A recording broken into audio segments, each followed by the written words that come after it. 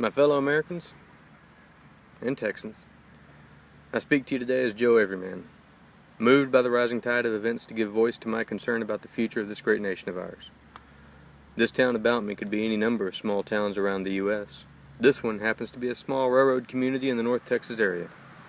The people here are hard-working, salt-of-the-earth people who do not require government handouts in order to establish their moral compass. The truth of these people is quite clear. Be as good as your word, get honest pay for honest work, do right by your family, and serve the Lord in all things. There are government functionaries, bureaucrats, and sycophants out there who will try and tell us that money is bad, initiative is evil, and ambition corrupts. They try and tell us through the pundits, the media, and the bloggers that the problem with America is Americans. That we are incapable of caring for ourselves or our families. That we are in desperate need of a benevolent government to oversee our day-to-day lives in order to save us from the terrible freedom of choice.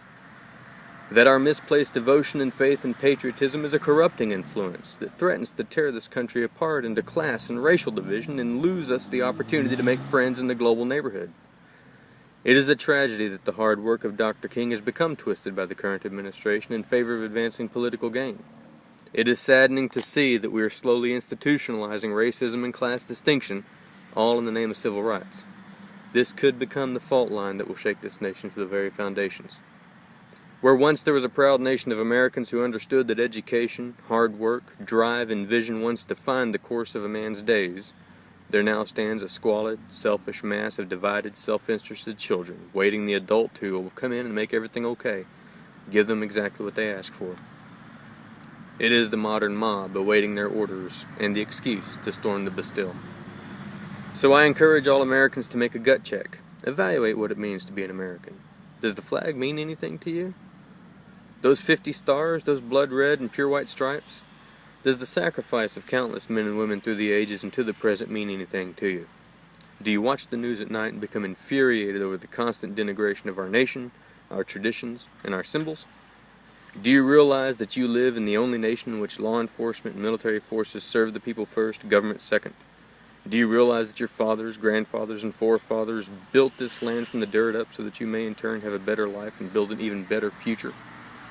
I look about today and see that the barbarians are at the gates and that the emperor is worried about bread and games. I never believed that we would apologize to the world for being Americans, that we would threaten the first and most sacred of amendments in order to satiate the anger of a bloody-minded and intolerant religious belief. So what if someone did say that Muhammad was a murderer, an adulterer, and a brigand?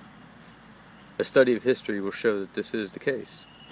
Imagine if I started a religious movement in my sleepy little town here in which I taxed people who did not believe as I did, or killed them. Imagine if I released all men from the consequences of rape and adultery, choosing instead to punish the women who cry out with death.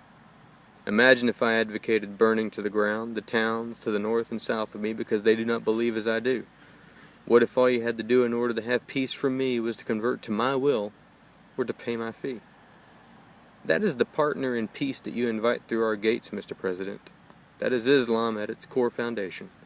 That is Islam as it has been practiced for the past 1,400 plus years, and that is the Islam that will finally realize victory over the West if we do not take a stand. So, my fellow Americans, patriots, are you ready to claim your birthright and speak out? Are you ready to tell Washington, D.C. this far and no further? Are you ready to send a clear message to the extremists abroad who would see us shaken to our knees and humbled, head bowed before them? Then stand up, speak out, and be sure to vote this November. As one great president once stated, we must resolve that this nation under God shall have a new birth of freedom, and the government of the people, by the people, for the people, shall not perish from the earth. Now I'm just one man, and I felt compelled to send you this message. I hope there are many more just like me.